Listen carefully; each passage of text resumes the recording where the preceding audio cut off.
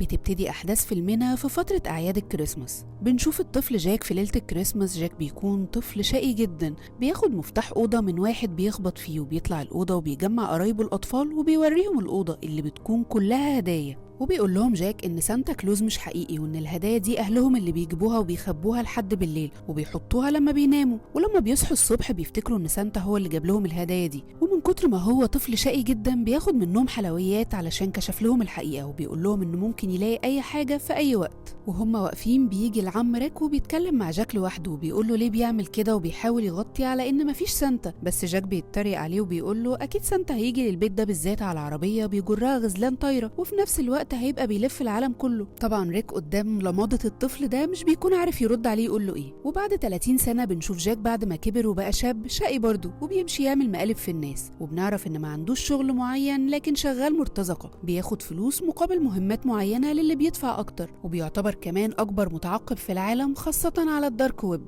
جاك بيكون عايز يدخل الهيئة الوطنية للمحيطات عشان عنده مهمة هناك، وعشان المكان ده بيتدخل ببطاقة معينة فبيكب القهوة بتاعته على مشترك كهرباء، فبيعمل مس كهرباء والكل بيجري عشان يطفيها. وبيستغل جاك ان الكل مشغول والفوضى اللي حاصلة دي، وبيسرق بطاقة واحد من اللي شغالين وبيدخل بيها الهيئة، وبيدخل لمكان خاص بالزلازل وبيركب جهاز على مجموعة أسلاك عشان ياخد معلومات معينة، وبيطلع يرمي البطاقة ولا كأنه عمل حاجة. ده حتى الأطفال الصغيرة ما سلموش منه. أول ما بيخرج بيقابل طفل رضيع، بياخد المصاصة بتاعته وبيسيب الطفل بيصرخ ويعيط وبيمشي. بعد كده بنشوف في احتفالات الكريسماس بنشوف سانتا كلوز وبيكون معاه حارس اسمه كال بيكون عمال يراقب المكان، وبيلاقي ناس بتسرق وناس بتتخانق مع بعضها، وبيبلغ باقي الفريق بتاعه عشان يقدروا يحموا سانتا. وبعد شوية بتيجي عيلة والأطفال بيدوا لسانتا حلويات، وبعد شوية كمان بيجي واحد فاتح لايف وبيصور سانتا عشان يعمل حاجة سخيفة بالتيشيرت هو جايبهوله، بس كال بيوقفه وبيخليه يبعد بعد ما بيخاف من شكله ونبرة صوته. وفي الحقيقة سانتا ده هو الحقيقي فعلا، مش سانتا اللي بيلبس لبس كده وخلاص. وطبعا محدش يعرف المعلومة دي، وده اللي مخلي كال بيحرسه بالشكل ده. بعدها بيمشي كال مع سانتا وبيقول لكال انه بيحب الاطفال وان ده احلى جزء في شغله، وبيركبوا مع بعض عربيه، وسانتا بيقول لكال ان الكريسماس مش هيكون حلو من غيره، وده لان كال عايز يتقاعد. بعد كده بيروحوا المكان فيه عربيه كبيره وبتجرها غزلان ضخمه جدا، ودي العربيه اللي سانتا بيلف بيها عشان يوزع الهدايا، واللي طبعا محدش يعرف ولا يتخيل انها حقيقيه فعلا. وبيبدأ سانتا يقول كلمته السحرية كافالا ماي، واللي بيقدر يتحكم بيها في الغزلان بتوعه، وبيطيروا معاه كلب الغزلان في منظر خرافي في وسط السماء. وبيفتح سانتا زي بوابة وبيوصلوا لمكان اسمه ريفنز، وده العالم السحري بتاع سانتا واللي موجود تحديدا في القطب الشمالي. وبنشوف فيه كائنات ضخمة خيالية بتشتغل معاهم، واحد منه اسمه جارسيا، وده المسؤول عن المكان في غياب كال وبينقل له كل الأخبار.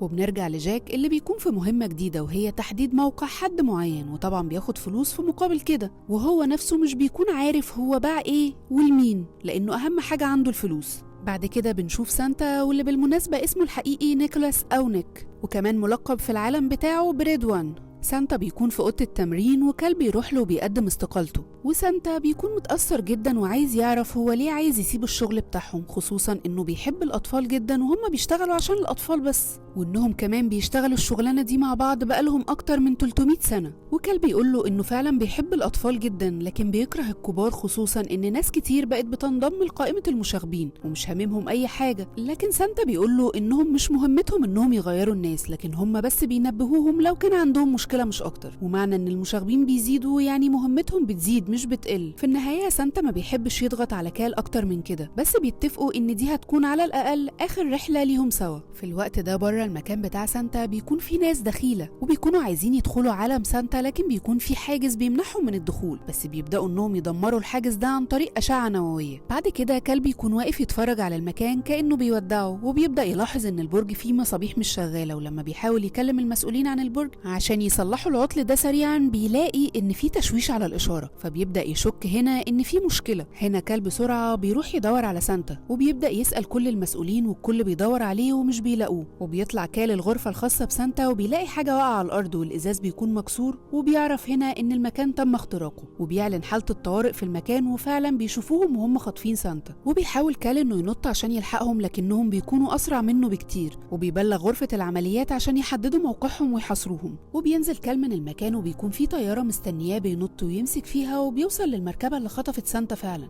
لكن بيكون في جسر هيخبط فيه فبيضطر انه ينط من عليها.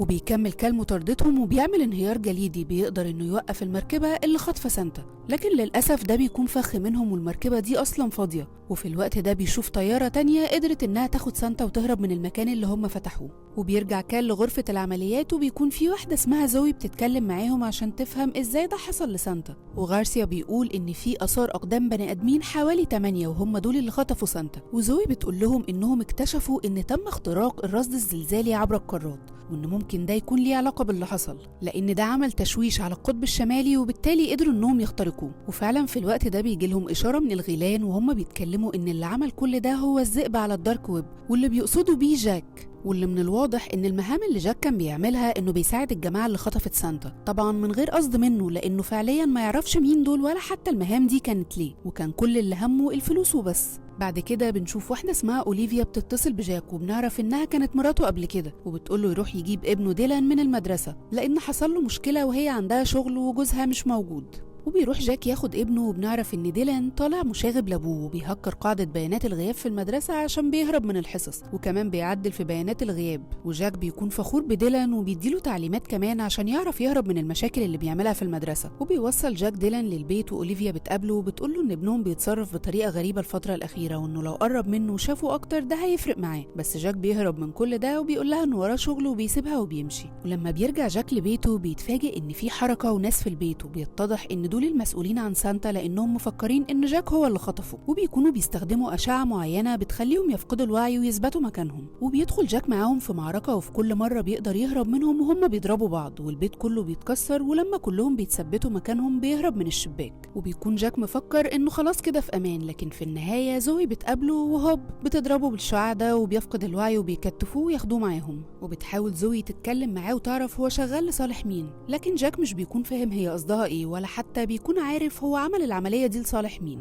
لأن الشغل على الدارك ويب بيكون مشفر ومحدش بيقدر يتعقبه. فبتقول لهم زوي يحطوه في صندوق ويجيبوه. ولما بيوصلوا للمكان بتاع زوي بيلاقي كلمة مكتوبة، وزوي بتقول له إنهم مؤسسة عالمية مسؤولة عن حماية العالم الأسطوري، وجاك بيتريق عليها وبيقول لها يعني مسؤولين عن حاجة خيالية. وفي الوقت ده بيلاقي حصان بيطلع نار من بقه وكائنات تانية غريبة، وبيكون مصدوم ومش فاهم حاجة، وبيقول لها إنه عايز يفهم هو بيعمل إيه في المكان الغريب ده. فبتقول له إن المعلومات اللي هو خدها من الرصد الزلزالي قدروا من خلالها إنهم يحددوا مكان سانتا كلوز، المكان اللي موجود في القطب الشمالي، رغم إن المكان ده كان مؤمن من مئات السنين.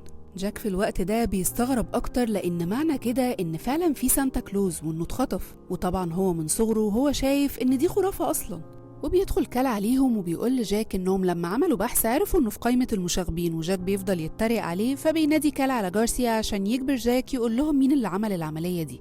لكن جاك بيفضل يقول انه ما يعرفش حاجة عنهم، لكن اول ما بيشوف جارسيا وبيشيله وبيضغط عليه بيقول لهم انه ممكن يوصلهم لمكانهم لانه حط لهم فيروس عشان لو حصل مشكلة في الدفع يقدر انه يوصل لهم، وبالتالي هي دي الحاجة اللي يقدر يساعدهم بيها. فبياخد جاك موبايله وبيحدد موقعهم في مكان اسمه أروبا، وبيقول جاك إنه مش هيروح المكان ده مع جني ضخم زي كال. فبيتعصب عليه كال وبتحط زوي حاجة لجاك في رجله وبتقوله إنه هيفضل تحت عينيهم لحد ما يوصلهم للي خطفوا سانتا. بعد كده بنشوف سانتا في مكان وحاطينه في كورة زجاجية، وواحدة من اللي خاطفينه بنعرف إن اسمها جريلا بتقول إنهم هيعملوا اللي هو معرفش يعمله خلال قرون، وإنهم هيخلوا العالم مكان أفضل. وبتشغل جهاز بيسحب من سانتا الطاقة بتاعته وبيفقد نيك الوعي. وبياخد كال جاك وبيروحوا المحل ألعاب وبيقول له يجيب عربية، وجاك بيكون مستغرب يعني محتاجين عربية لعبة في ايه. بعدها كال بياخده وبيدخل لمكان وبيقول له يجي وراه، لكن اللي بيحصل ان كال بيدخل زي بوابة لعالم تاني، وجاك بيتخض فبيمد كال ايده وبيشد جاك وبيقول له ان ده مكان في محطات عبور لنظام التنقل في القطب الشمالي. بعد كده كال بياخد العربية اللي جابها جاك وبيقول له ما لقيتش غير العربية دي، فجاك بيستغرب وبيقول له ما هي عربية لعبة وخلاص. فبيقول له كال يستعد للي هيحصل،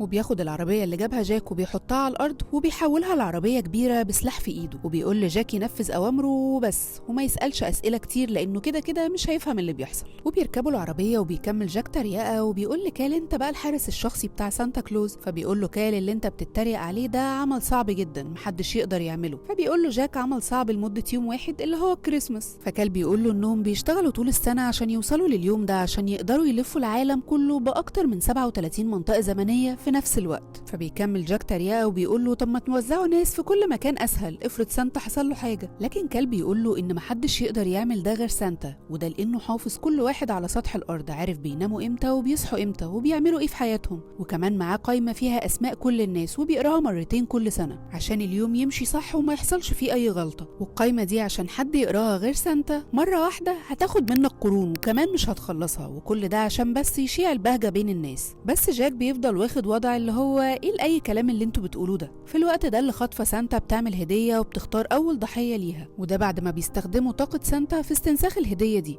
وهنشوف بعد شويه هي ناويه على ايه. وفي نفس الوقت بيكون كال وجاك وصلوا للمكان اللي فيه الشخص اللي بيدوروا عليه، وبنعرف ان اسمه تيد. وبيروح كال عشان يتكلم معاه، لكن بيكون في مجموعه مرتزقه بيعترضوا طريقه، وبيحاول جاك يحذره منهم لكنه ما بيسمعش الكلام وبيبدا يتكلم معاهم. وهنا بيستعدوا كلهم عشان يخلصوا عليه، وواحد منهم بيكتفه لكن بيقدر كال انه يخلص نفسه منهم، وبيصغر كال نفسه وبيضربهم كلهم. في الوقت ده بينتبه لهم تيد، وجاك بيقول لتيد انه عارف هو مين لانه هو اللي باعله المعلومات الخاصه بالقطب الشمالي. وبيمسكوا كال وبيقول له مين ورا الموضوع ده، لكن تيد بيفضل يقول لهم انه ما يقدرش يقول اسمها لانها هتسمعه. فكال بيقول له يكتب اسمها على الرمل وبيرميه في الارض، لكن جاك من غبائه بيقرا الاسم المكتوب، وفعلا بتسمع جريلا اسمها وبتقدر انها تحدد الاسم اتقال فين تحديدا. وفجاه بتروح جريلا للمكان اللي هم فيه وبتضرب تيد وبتدخل جوه جسمه، وبتبدا تتكلم مع كال اللي بيكون عارفها على انها ساحره الكريسماس. وهنعرف برضو بعد شويه هي محتاجه ايه تحديدا من سانتا. ولما بيسالها كال عن مكان سانتا وبتبدا انها تتكلم معاه، بيلبس كال نضاره بتدي لزوي اشاره، وبيبداوا يشوفوا ويسمعوا كل اللي بيتقال. وبتدي زوي اوامر انهم يفتشوا كل الاماكن الخاصه بجريلا عشان يلاقوا سانتا. لكن جريلا بتقول لكال انها مش هتقول مكان سانتا، وانها هتعمل اللي المفروض تعمله من سنين، وهو ان كل المشاغبين اللي في القايمه يتعاقبوا، اي حد سواء مجرم او حرامي او حتى حد كان وقح وكذاب بس. وبتقول له ان سانتا هيساعدها في ده، وبتحذره انه يبعد عن الموضوع ده. وبيهددوا بعض جريلا وكال، وبتخلص جريلا كلامها وبترمي تيد وبيفقد الوعي اللحظات. ولما بيفوق تيد بيقول انهم لازم يمشوا من المكان ده بسرعه، وكال بيساله عن مكان جريلا لكن هو بيقول انه ما يعرفش، وانها كانت مجرد صفقه وهو خلصها بس.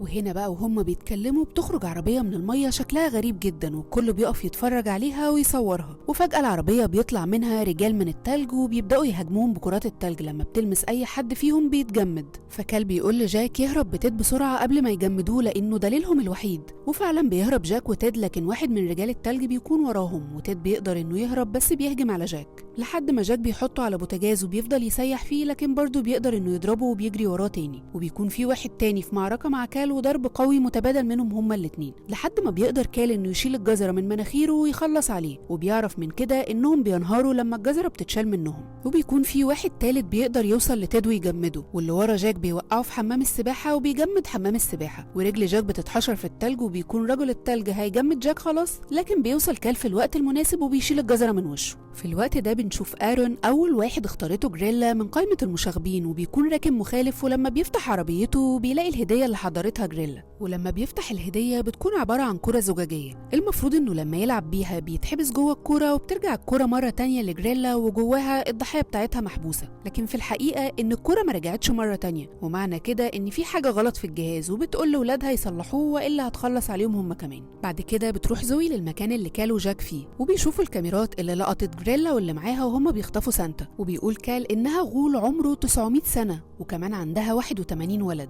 وإن ده أكيد مش شكلها الطبيعي، وإنها ممكن تتشكل في أي شكل. وبيقولوا لجاك يتعقبها ويوصل لمكانها، لكن هو بيقول لهم يقولوا له أي معلومات عن ساحرة لأن هو كبني آدم ما يعرفهاش. بس بعد كده كال بيقول لزوي لو شافت رسائل UDM، وبنعرف إن دي عبارة عن تطبيقات للسحر غير مصرح بيها، وبيبدأوا يشوفوا لو في أي رسائل جديدة عليها. في الوقت ده بيلاقوا إن في تعويذتين اتعملوا من 8 أيام بيفصل بينهم ساعات بس، وإن موقعهم في ألمانيا. وبيكونوا عارفين إن ده مكان لأخو سانتا، وبيفكروا إن ممكن أخو ناك يكون شغال مع جريلا، وإنها ممكن تكون شافت إن ده أنسب مكان يخبوا فيه سانتا. وده لأن عندهم اتفاقية إنهم كمؤسسة مورا ما يقدروش يقتحموا المكان ده. لكن كال بيقول لها إنه هيروح هو وجاك مهما حصل، لأن باقي بس 17 ساعة على الكريسماس، وإنهم لازم ينقذوا الموقف. وبتوافق زوي وبتقول إنها هتبلغ كل الرؤساء والحكومات عشان لو ما قدروش يعملوا احتفالات الكريسماس يكونوا عاملين حسابهم. وبيبدأ وبيبدأ كال وجاك الرحلة لإنقاذ سانتا، وبتتصل أوليفيا بجاك وبتقول له إن ديلان عنده حفلة وإنه المفروض كأب يحضرها، فبيقول لها إنه عنده شغل ومش هيقدر يكون موجود، فبتتخانق معاه وبتقول له إن المفروض تكون أب،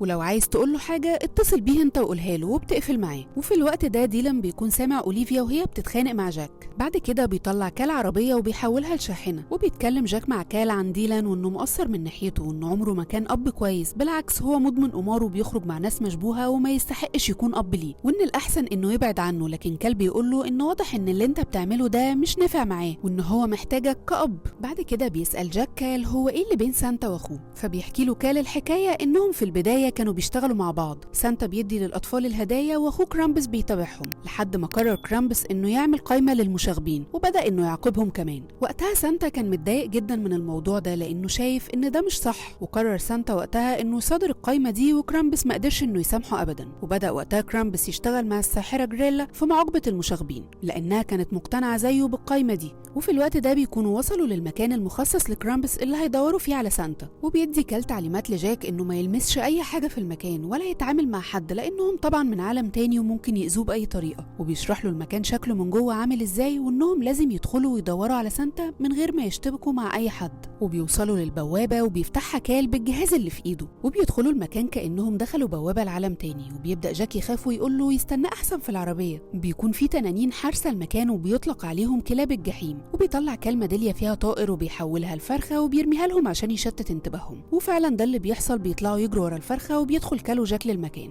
جاك أول ما بيدخل بيلاقي قدامه كمية كبيرة من الذهب، ولما بيلاقي إن كال مش منتبه له بياخد من الذهب ده رغم تحذير كال ليه إنه ما يلمسش أي حاجة. وقتها بيحصل إنذار قوي جدا وبتبدأ كائنات في الهجوم عليهم عشان مفكرينهم حرامية طبعا، وفعلا بيطلعوا ذهب من جيب جاك وبياخدوهم هما الاتنين يحبسوهم. وبيقول كال لجاك إنه حذره إنه يلمس أي حاجة، فبيقول له جاك إنه ما كانش يقصد، بس هو عنده ديون كبيرة ولا قدامه ذهب فما كانش عنده اختيار تاني. فكال بيقول له إن كل واحد مسؤول عن قراراته، والمفروض يكون القرار اللي بتاخده يخليك شخص كويس، لكن اللي انت عملته واللي طول الوقت بتعمله هو سبب انك في قائمة المشاغبين وباختيارك. وجاك في الوقت ده بيحس بالذنب من اللي عمله. وكال بيقول لجاك انه بعد خدمة 540 سنة اضطر انه يقدم استقالته، وده بسبب حاجات كتير بتحصل منها اللي هو عمله دلوقتي، وان قائمة المشاغبين بتزيد يوم عن يوم. بعد كده بتيجي الكائنات اللي حبستهم وبياخدوهم يودوهم لكرامبس اللي بيكون شكله مرعب جدا، وبيكون بيلعب هو وباقي الكائنات اللي في المكان لعبة انهم يضربوا بعض، واللي بيضرب التاني ضربة اقوى بيكون كسب. وبيكونوا مسميين اللعبة صفعة كرامبس، وبيكونوا كمان مسميين اليوم اللي هو ليلة الكريسماس ليلة كرامبس. وبيكونوا كمان واخدين السلاح اللي في ايد كال لانه بيخليه في قمة قوته. وبيقول كرامبس لكال اللي بيكون عارفه كويس انه مش المفروض يكون هنا، وانه لو كان مفكر ان سانتا موجود في المكان ده فهو مش موجود. وبالنسبة لجريلا فهو اشتغل معاها من زمان وكان بيعاقب المشاغبين وبيخوفهم، لكن دلوقتي ما بقاش يشتغل معاها، ولما بيخوف حد من المشاغبين بيكون بغرض انه يسلي وقته مش اكتر. وبيسيب كال وبيكمل سهرته، بس كال بيزعق معاه وبيقول له انه عايز يعرف جريلا كانت بتعمل ايه في المكان طالما سانتا مش موجود. فبيتعصب كرامبس وبيقول له انها من سنين ادته هدية ورجعت عشان تاخدها تاني، وان الهدية دي عبارة عن قفص زجاجي عامل زي كرة تلج زجاجية، لكن الغرض الحقيقي منه هو العقاب، والقفص ده بيستخدم لحبس شخص واحد بس. فبيفهم كال ان جريلا حبسه سانتا في القفص ده عشان تعاقب كل اللي موجودين في قائمة المشاغبين مرة واحدة. وبيحاول كال يطلب من كرامبس انه يسيبه يمشي عشان يلحق سانتا والكريسماس، لكن كرامبس بيقول انه مش هيمشي وهيفضل عايش معاه، لكن جاك ممكن يمشي وينقذ هو الكريسماس، وبياخده كال عشان يحبسوه. بس في الوقت ده جاك بتجيله فكرة مجنونة جدا، وبيقول لكرامبس ان هو مشاغب وبيحب المؤامرة زيه بالظبط، وانه وهو جاي مع كال في الطريق كال قال له انه هيكسب كرامبس في لعبة صفعة كرامبس. وبيقول له جاك انتوا تلعبوا اللعبة، ولو كال كسب نمشي، ولو انت كسبت كال يفضل معاك وانا امشي. كرامبس بيوافق وبيكون مبسوط كمان، بس كال بيكون مصدوم من تدبيسة جاك ومش عارف هيقدر على كرامبس بحجمه ده ازاي. وزي ما قلنا بتكون قواعد اللعبة انهم يتبادلوا الضرب ضربة بضربة لحد ما واحد فيهم يفقد الوعي او يموت ويبقى خسر والتاني كسب،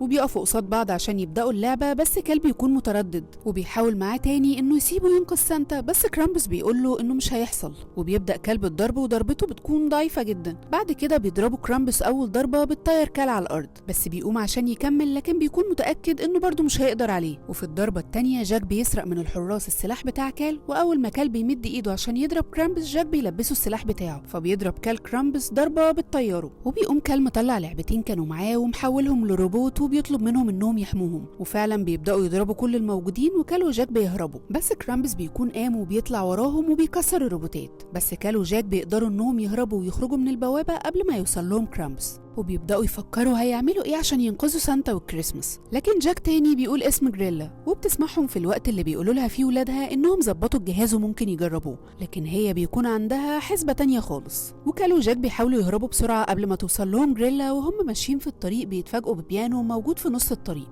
وبينزلوا عشان يشوفوا ايه ده، وبيكون مكتوب عليه انه هدية لجاك. وبيكون جاك خايف يفتحه، فكال بيفتحه هو، وبيلاقي جواه الكرة الزجاجية اللي كان بيتكلم عنها كرامبس اللي هتحبس فيها جريلا كل المشاغبين. وفي نفس الوقت بيتصل ديلان جاك وبيكون بيكلمه فيديو كول، وبيقول له انه مش عايز منه هدايا سخيفة، وطالما مش عايز يجي الحفلة ما يجيش عادي، وانه كده كده عمره ما حس ان ابوه. وجاك بيحس ان في حاجة غلط لانه طبعا ما بعتلوش اي هدايا، وبيقول له هدية ايه اللي انت بتتكلم عنها. وبيمسك ديلان الهدية اللي بتكون كرة زجاجية برضه، وفجأة الكرة لونها بيتغير وديلان بيختفي. جاك بيخاف جدا على ابنه وبيسأل كال هو راح فين، لكن كال مش بيكون عارف، فبيقول له جاك انه مش هيسيبه لوحده. وبيمسك الكرة هو كمان عشان يروح له، وبيقول لكال انه عارف انه هيدور عليه. وفعلا الكرة لونها بيتغير وجاك بيختفي هو كمان. بعد كده بيلاقي جاك نفسه محبوس في كرة زجاجية، وديلان هو كمان محبوس في كرة تانية. وبيلاقي قدامه جريلا وبتكون بتصنع كمية كبيرة من الكرات الزجاجية دي عشان تجمع كل المشاغبين فيها، والعالم يبقى فيه الكويسين بس. ولما بيتكلم كال مع زوي بتقوله ان جريلا ما تقدرش تعمل كميات من الكرة الزجاجية دي غير في القطب الشمالي وباستخدام قوة سانتا. ولو ده صحيح معنى كده ان كل ده كانت مؤامرة، وان سانتا ما مشيش اصلا من القطب، وان جريلا واللي معاها استولوا على القطب الشمالي دلوقتي. وبيتأكد كال فعلا لما بيكلم مرات سانتا وبتقوله انها بتعمل كوكيز لسانتا، والنوع اللي هي قالت عليه ده هو مش بيحبه. فبيعرفوا ان اللي في القطب الشمالي دلوقتي تبع جريلا، وبيغيروا شكلهم لشكل الناس اللي كانوا عايشين فيه عشان محدش يشك فيهم. وبيروح على طول كال وزوي للقطب الشمالي، وبيقدروا يحددوا مكان جاك من جهاز التعقب اللي حطته له زوي من البدايه، وبيعرفوا انهم في المكان اللي في ورشه الانتاج. وده مكان في القطب الشمالي عطلان من زمان جدا ومحدش بيستخدمه. المهم ان في الوقت ده جاك وديلان بيكونوا بيتكلموا مع بعض يمكن لاول مره، وبيسال ديلان جاك هم فين وبيعملوا ايه، وبيحاول يحكي له اللي حصل، وبيقول له انهم هيفضلوا محبوسين في المكان ده، وده كله بسببه لانه اب سيء ومش موجود جنبه في اي حاجه. وبيتاسف له جاك وبيقول له انه هيكون اب احسن، وانه محتاج منه بس فرصه انه يسامحه. وديلان بيعيط وبيقول له انه بيحبه. وفي الوقت ده الكور اللي محبوسين فيها بتتكسر لانهم كده اتخلصوا خلاص من لعنه المشاغبين. وكال وزوي بيكونوا وصلوا في نفس الوقت للمكان، وجاك بيقول لهم انه سمع جريلا بتقول انها هتوزع الكور بنفسها على كل المشاغبين، وده مستحيل يحصل غير بعربيه سانتا. ومش كده وبس، ده لازم سانتا كمان يكون جوه العربيه لانها مش بتطير من غيره. وبيجروا بسرعه عشان يلحقوا العربيه قبل ما تطير. وقبل ما يطلعوا بيلاقي ديلان الاوضه اللي بيكونوا محبوسين فيها كل اهل واعوان سانتا، وبيخرجهم كال وبيخرجوا بسرعه. وبتكون جريلا واخده سانتا اللي لسه فاقد الوعي ومعاها ملايين الكور الزجاجيه في عربيه سانتا، وبتستعد انها تمشي بيها. لكن كال في الوقت ده بيوقفها، وبيدخل كال وزوي وجاك والباقيين في معركة مع أتباع جريلا. وفي الوقت اللي هم بيضربوا بعض فيه بتبدأ تتحرك جريلا بالعربية، وبيطلع وراها كال وجاك وبيمسكوا في العربية وبيوصلوا لجريلا وبيبدأوا يضربوها، لكن هي بتقدر تمسكهم هما الاتنين وتطيرهم، لكنهم بيفضلوا متمسكين بالعربية. وبيقدر كال يرجع للعربية مرة تانية، لكن جاك بيعمل حركة ذكية جدا لأول مرة، إنه بيفك كل الحلقات اللي ماسكة الغزلان بالعربية. وفي الوقت ده العربية أصلا بتكون ماشية بسرعة جدا وبتنفصل عن الغزلان اللي بيطيروا لوحدهم، والعربية بتخبط في الجسر وبتقع جريلا من فوق الجسر، والغزلان بتكون عارفة طريقها وبترجع مرة تانية. وبيحاول كال انه يفوق سانتا، وبيتفاجئوا ان جريلا راجعه مره تانية بحجمها وشكلها الاصلي، لاننا زي ما قلنا من الاول انها في الاساس غول ضخم. وبتقول لهم انها مش هتمشي غير ما تاخد سانتا معاها، وبيدخل كال معاها في مواجهه. لكن اغرب حاجه بقى بتحصل انهم بيلاقوا سفينه بتضرب نار على جريلا، واللي بيتضح ان كرامبس قرر انه يجي ينضم لهم وينقذ اخوه نيك من جريلا، وبيقول لهم انه يقدر يتعامل معاها، وده لانهم كانوا مرتبطين قبل كده. لكن جريلا بتمسكهم كلهم تضربهم وتطيرهم، ومحدش بيكون قادر عليها. وبتمسك كال وبتكون خلاص هتقتله، لكن في الوقت ده بيفوق سانتا وبيقول كلمته السحرية كافالا ماي. في الوقت ده كل الغزلان بيتجمعوا على جريلا وبيطيروها، وبتقع على الكور الزجاجية اللي كانت عاملاهم، وبتتحبس جوه كورة منهم، وده طبعا لأنها أكبر مشاغب موجود على الأرض. وبيقولوا لكرامبس يفضل معاهم علشان يقضي معاهم الكريسماس، لكن هو بيودعهم وبيمشي. وبيستعد سانتا عشان الكريسماس، وديلان بيكون منبهر بشكلهم وهم بيجهزوا الهدية. وبيستعد سانتا لرحلة الكريسماس، وبياخد معاه جاك وديلان في الرحلة دي. وبيبدأ سانتا يلف على كل الأطفال وبيوزع الهدايا بسرعة جدا على الكل، وبيكون في مساعدين ورا سانتا بيساعدوه بيصلحوا أي حاجة بتبوظ من سرعته. وديلان وجاك بيتفرجوا ومش مستوعبين المنظر، ومش مستوعبين كمان إن كل اللي بيحصل ده حقيقي. وفي القطب الشمالي زوي ومرات سانتا والباقيين بيراقبوا تحركات سانتا، وديلان وجاك بيكونوا قاعدين يتكلموا مع بعض وفي قمة السعادة. وفي الوقت ده كال بيحس إنه نجح في المهمة، وإن جاك الطفل لقى نفسه أخيرا وما بقاش مشاغب. وبيتأكد كال إنه نجح لأنه في الأساس هي دي مهمتهم، وبيقول كال لسانتا إنه خلاص مش عايز يتقاعد، وسانتا كمان بيقول له إنه كان متأكد إنه هيرجع في القرار ده، وبكده يكونوا أنقذوا الكريسماس والفرحة بقت في كل مكان. وبس بيخلص فيلمنا على كده. قبل ما تمشي ما تنساش تعمل لنا سبسكرايب ولايك وشير الفيديو مع أصحابك اللي بيحبوا الأفلام، واستنوا الملخص الجاي. سلام.